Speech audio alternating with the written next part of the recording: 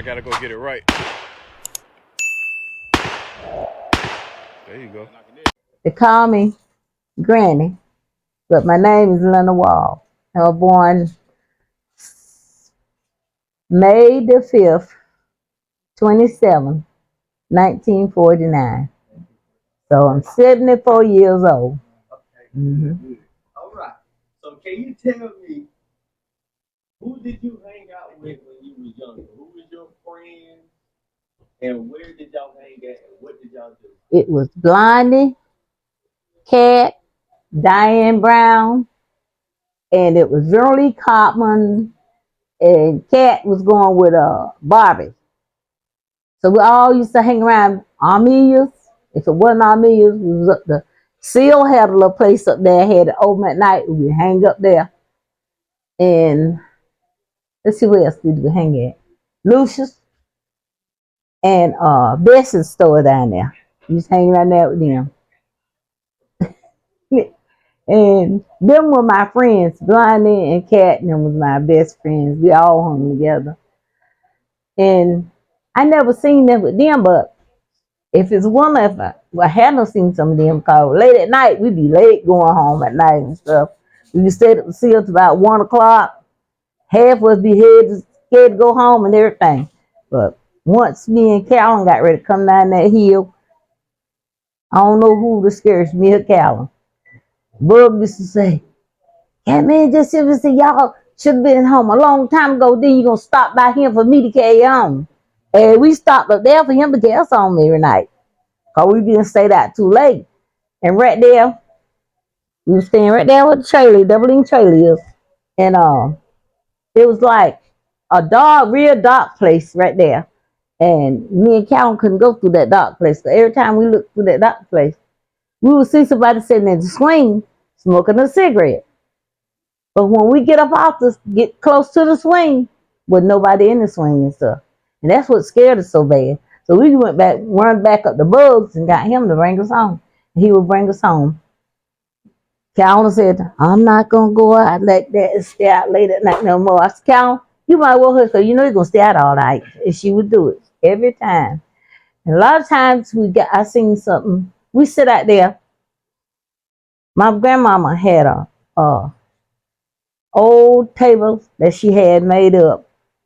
And we would sit out there on the table at night. 3 and 1 o'clock at night, we'd be sitting out there talking about the old times.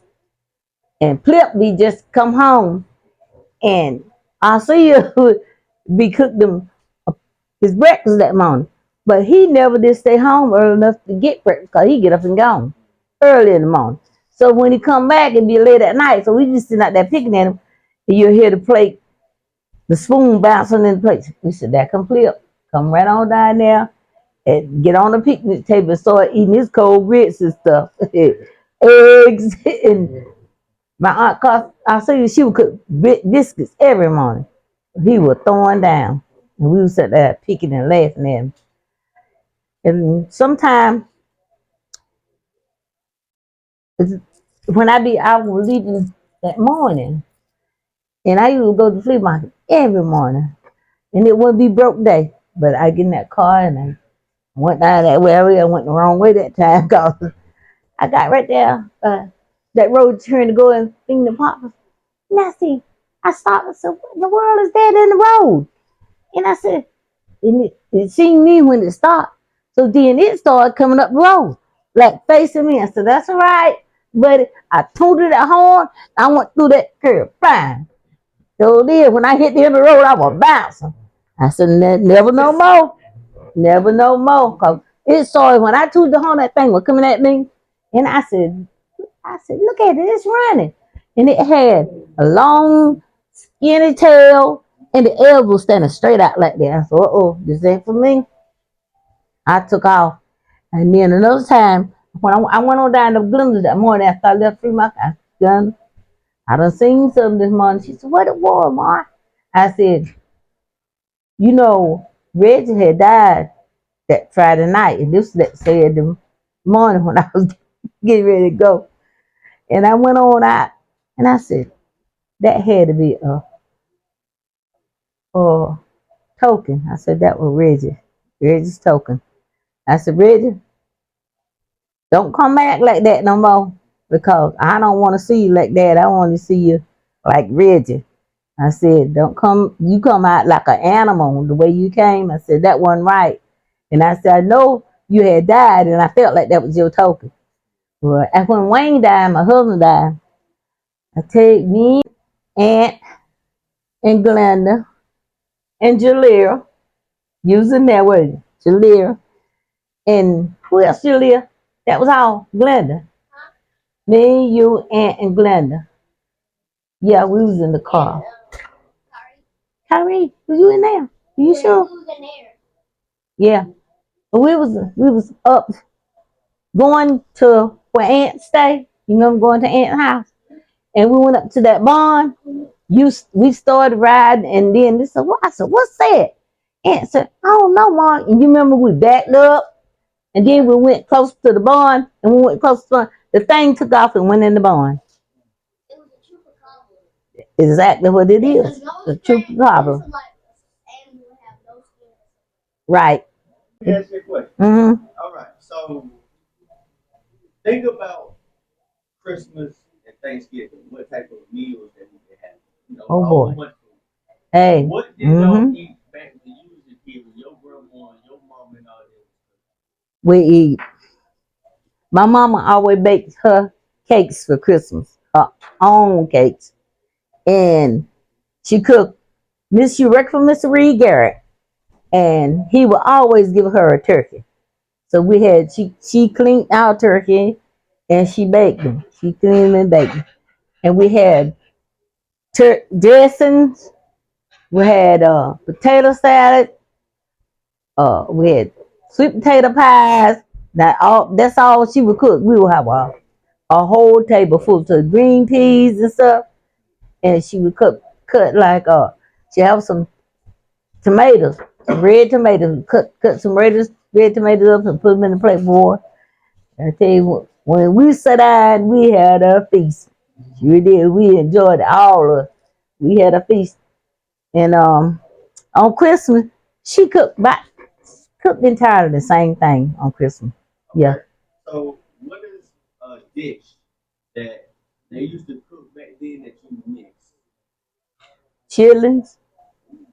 Chitlins. Yep. Chitlins. I really miss that dish. Which I can cook them myself. Me and Glenda. John Wall, when Glenda was staying in the project, John Wall used to come down there just because me and Glenda would clean his children for him.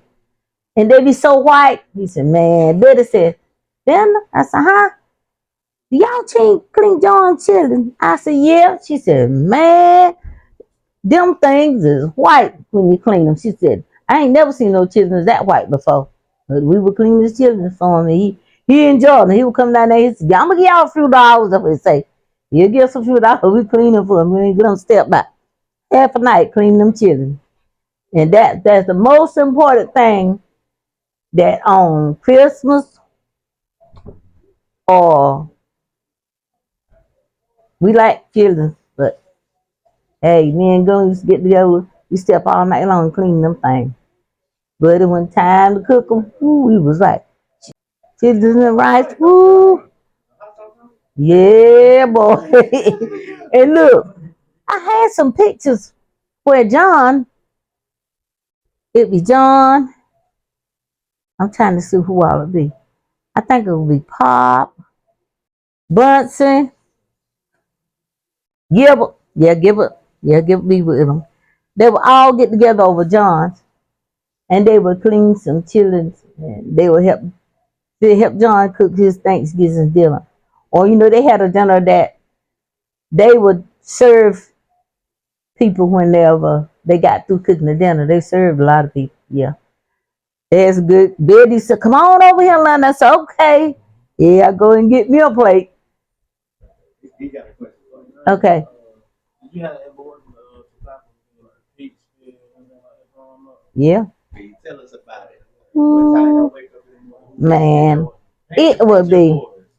Yeah, it would be about 4 o'clock in the morning. Get up, get everything on, get out on lunch. So we're gonna carry with us. Here we go. About all of us will meet out there at the end of the road. Go on up to Seals. Get on that bus. Get on that bus. We will go to the peach field. Ooh. And if you couldn't get no air on the bus, good God Almighty, you nearly about cry. That fur be tearing you up. We be done. That evening we be done. Took a well bucket because our water we got it at the well. We had to go down, pull that water up and put it in that during big tub. So when we come in from Featsville, we already have some warm water to get in. What is it, Julia? Go ahead and say you can talk. Tall man. We gonna get there. We gonna get there. Yeah. You gonna get the tall man. Hey. Okay. Okay. You talking about the tall man? Oh no. Peach Hill. We would love to go to Peach Hill now and get on that bus and we would come on home, boy. We singing and going and everything. Some women we couldn't get out, but some of them could get up or whatever. For I tell you, we went through something with that for, but we went to work to Peachfield. Yeah, every year we went to pick peaches. And we went to the cotton field too. Big cotton too. Big cotton. Boy, them things have birds on you. You're gonna knock all the skin off your hand picking cotton. But as long as we picked enough for that day, we picked enough and then we would quit. We sitting on the bus eating peaches. Sitting on the bus eating peaches. Said, still, y'all done quit for the day? Holler, yeah, we done quit for the day. We'll be waiting for tomorrow now. But we had a good time with Sylvester Steele. And what was his other name? I'm trying to think his other name. Oh God. What was his other name? He was a big kind of man like Sylvester Steele. He stayed down up on the hill down there. Oh, what was his name now? Yeah. No, this is good. I'm thinking I think of might come to we Callan with him so uh Callan with him so she could tell Callan get in trouble every day. My daddy would tell Callan specifically, Callan, well, you better not leave this house today.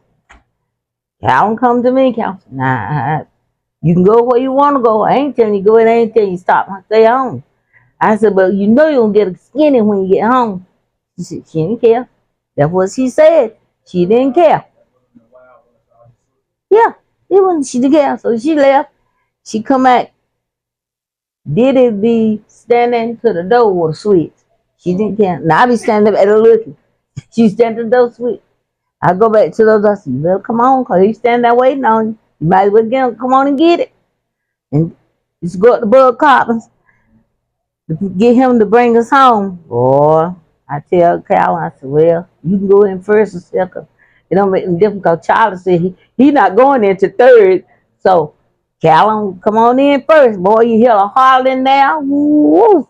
I be, I beside myself to go in next. I said, oh, Lord. Jesus, I said, help, I'm going in next. Well, when I hit that door, I couldn't feel nothing but switches. Then poor Charlie, he was so pitiful. He wasn't nothing but a crybaby. And he said, well, I got to go now. I'm going to get a whooping cause of Calvin. I said, we both getting a whooping cause of Calvin. Boy, when Charlie hit that door, you heard Charlie say, oh, did it, old mother, oh, did it, old mother. He was tearing them up. So y'all won't leave from this house tomorrow, I bet you will you. I said, nope, not me.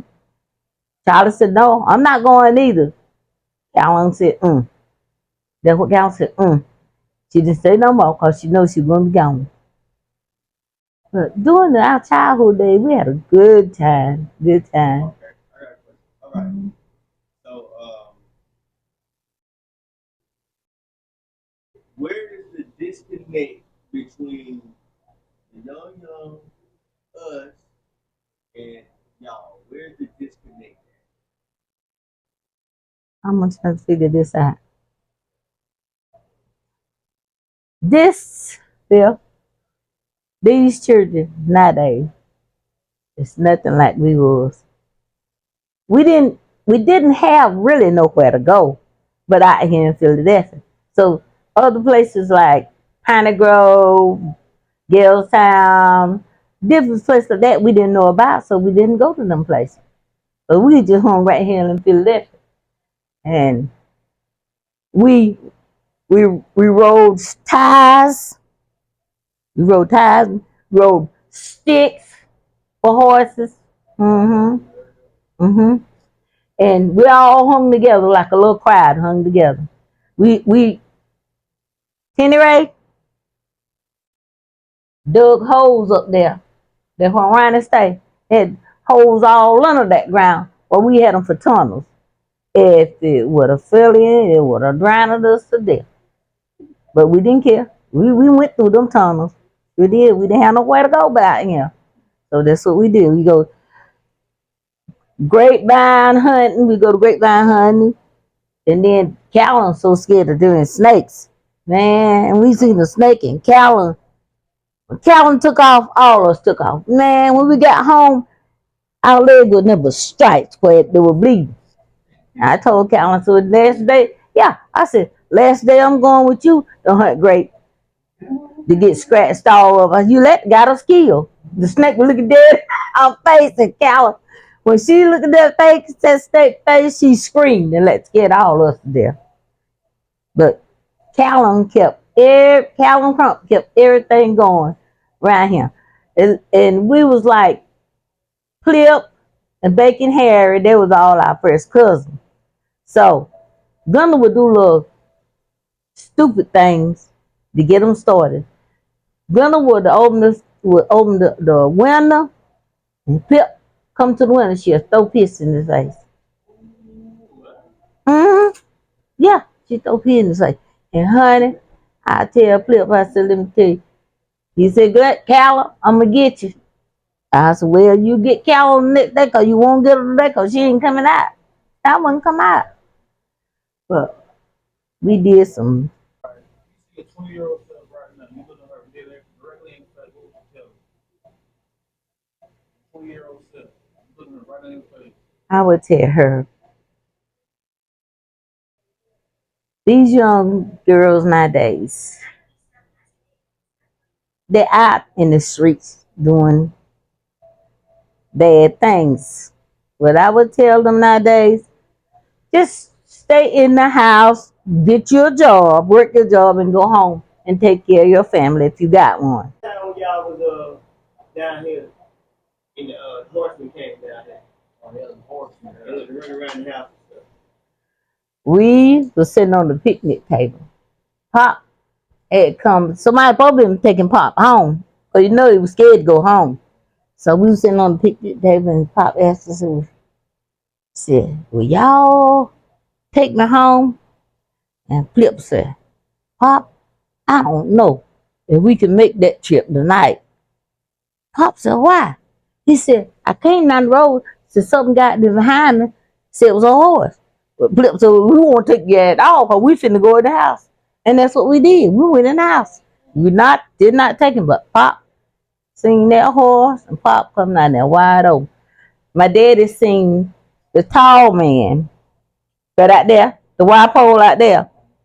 He seen a man walk out there and he said the man was tall as the wire pole. Mm-hmm. And we knew then that was what was his name? Walter Cousin. Mm-hmm. And then my daddy said he used to see something all the time. He come home and tell us about. He said down there across the road from where Darby's son got killed. He was rolling a tie right down that side road, and he said, Diddy said that it was a woman came across that road, and she was floating. So she had a white dress on, and so she was floating in the air. Oh, right down there by my grandma. Mm-hmm. Mm-hmm. He said when he got home in his car, said, boy, he said, I tell you what, I seen something tonight. Miss me stay home forever. Yeah. He said, and we also June let the give us a heart attack though. It was me, Blind the Cat, Diane. We always would it was revival. And we always was take 1 or 2 days out of the night to go to revival. And we got right up there in the front of Uncle Rice's horse stable. June come through that patch of what Uncle Rice had planted some corn on the car. June come through that field like a horse through that corn. Man, when we find ourselves, we were getting ourselves up off the ground. None of us went to church that night because we were too scared. June scared us to death. Big time? Woo! Big time scared us so bad. We That's one night I had to stop going to church forever. When he come through that field, he sounded like a great big horse. Scared us to death. Scared us to death. And a lot of times me and a bunch of girls, we would go down to Lucia's and Betsy's at night, but we wouldn't stay real late because it was scary. Real scary. So we stay down there as long as we want to, and then we turn around and come home. Just so. How was the lighting out here? Like y'all got street lights and stuff? No, had no street light. It was dark out here. Dark. Huh? Yep. Okay, I got a question. All right. So when we was growing up, we had the summer program. Right. Can you tell us why they stopped it? Why it was so good for us? And yeah, let's talk about some program. It really was good because the old people was leader and they was doing all the programs like Ain't Tush and I'm trying to think the old lady that lived right up there. She lived right up there on the left when you pass by Big Town and say where Dump stay, and it was the next house up there. Well, what was the ain't Tiller, and it was another name. Come on, what was his name? Ain't Tiller, Ain't Torsha, and Little Leo was Ain't Tiller and them brother. Little short, Leo, uh, Lewis's daddy. Was Ain't Tiller and Ain't Torch. But them were about the 1, 2, 3. Them about 3 oldest women, and they would have them programs in like 3 or 4 nights a week. They have us coming to church, and during that time, we didn't have no street lights. We didn't have no street lights, and my mama's. She said her daddy used to go to the church and light the lanterns, so the children think would have something to see about it now. But them really was the pillar of the church. Them people, them was there. They the one kept everything going. They would do. They would have. We would have. We would have some. What kind that we used to have? Sunday school. There was yes, you teach Sunday school at Sunday, but we would have it through the week when we was going days through the week. And the old people was really the pillars there. But the old people is not like it's not like it was when we were coming up.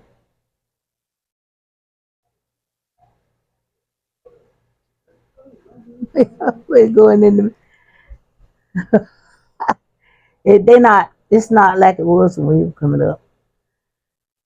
People nowadays, the young people nowadays is we didn't think about no guns and things. And All we did is played in the hills. Played in the hills. We didn't think about no guns and stuff. That was never on our mind. But now, you scared to even walk out here at night because you might get shot. Because somebody shoots over here on the back road. Somebody shoots about every weekend. I'm over there and shoot about every weekend. But things are so much different now. When we were coming up and y'all were coming up, it's a whole lot different, son. Real different. Children can't go nowhere and play because next thing you know, somebody done been over there and shot them or something like that. It ain't nothing like it was when we was coming up. Yeah, Okay. that's different. Why is the Philadelphia community different from all other communities? What makes us stand out from the crowd? I think, know what I think it is? I think a lot of jealousy. I think that's what it is. And then let's say, man, my grandboys now, I love them grandboys. And the reason why we uh put them in basketball games, football games, soccer, or whatever, because we don't want them to get in trouble. Because we feel like it's no really place for them to go out here in Philadelphia. So, and the boys, anytime that they want to play basketball or football or tennis.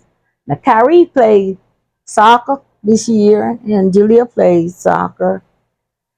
Kyrie played tag football yesterday, and they won their first game. And a white man passed him while me and him were walking together. He said, "Good job, son." And Kyrie said, "Thank you, sir." And they went on to the car. Got in, yeah.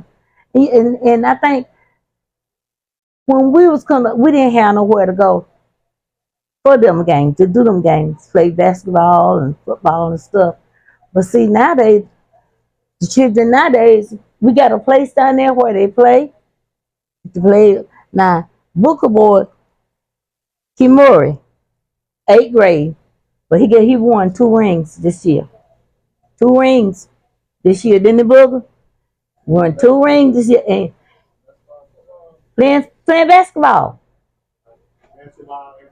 Mm-hmm. And we had to keep him in something, keep him out of trouble. Yep. Yeah. I give him my last dime. As long as they can play them games, that's stay out the streets. And that's what's the most about now. Most of the people out here don't give them children a chance. Just put them in something, let them play sports. Now that's about the only thing they got, sports. Mm-hmm. All your siblings you got, which one was the sneakiest one? Y'all told the worst one. Who was the sneakiest one? Sneakers one. Let's see who's sneaking. Might have been PK. My sibling. Oh, said PK.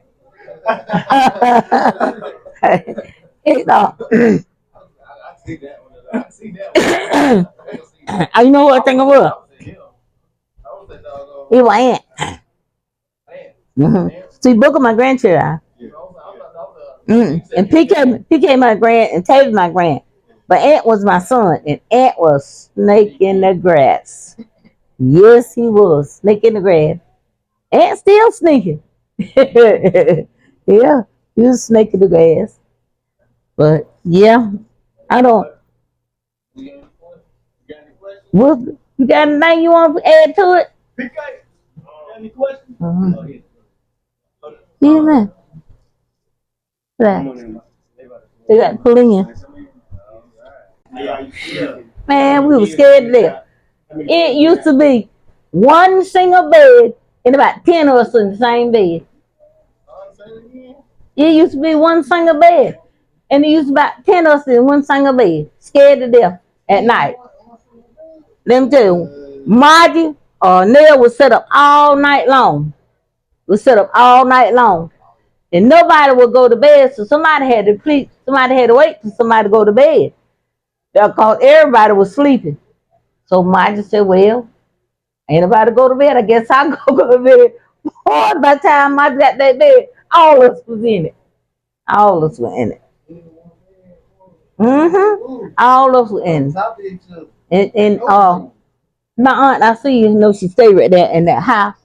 And one night, well, Aunt Maylee and my mama had insurance on Aunt Maylee's brother. And we, mother and Diddy had went down to Maylee's that night. And we all got in the bed and we heard something coming through. And it was that horse. And Junebug had got out the bed. And Junebug heard the horse, him and I see you. And Junebug jumped back in the bed and covered up his head. He said, Mama, the horse come through. So he sure heard him. Yeah, and Nell and Theto stayed down there. And Nell and them to hear the horse come through by their house all the time. Mm-hmm. Sure did. Where did the legend of the Headless Horseman start? Like, why is there a Headless Horseman? Do you know that story? I don't know that story. I heard that some man he got hung some kind of way. He was plying or something, and he got hung, and he pulled his head about off, and that's when the story about the headless horseman. Okay. Pulled his head. A lot of people been wanting me to ask people, where did the name Philadelphia come from? That's something that you can answer. I don't know where it come from.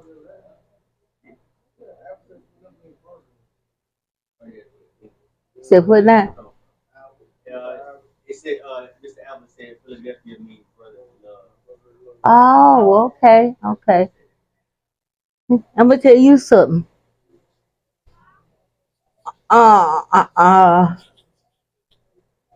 Long time ago, years ago, your daddy, which was Emily, right? Who's it in there?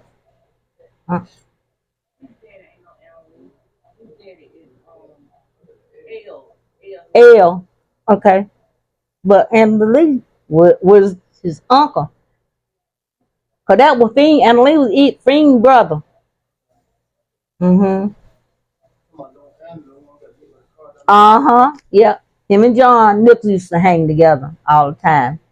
And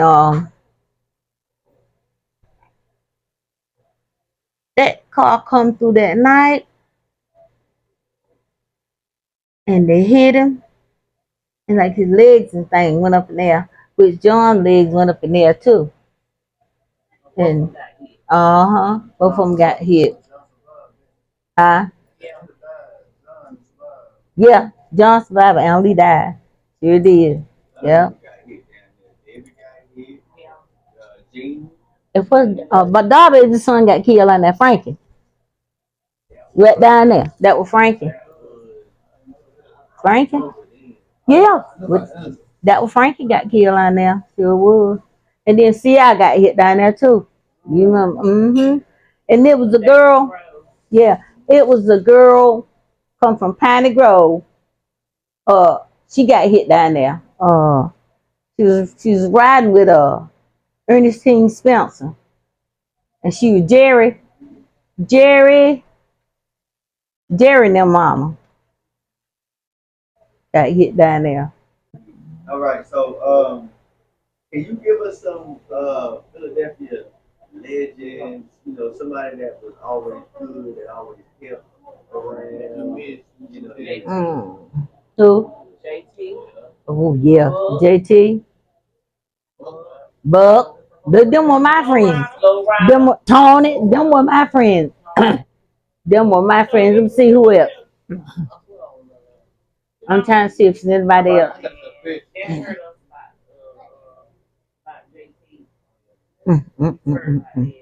And Buck. Let me tell you.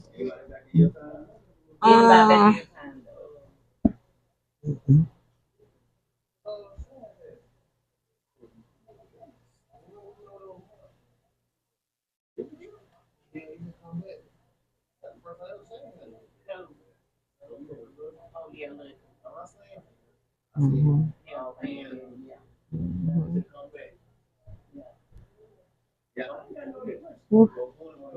But you know, JT was a good friend. Tony and who else? Buck. Oh yeah, Buck. Buck left.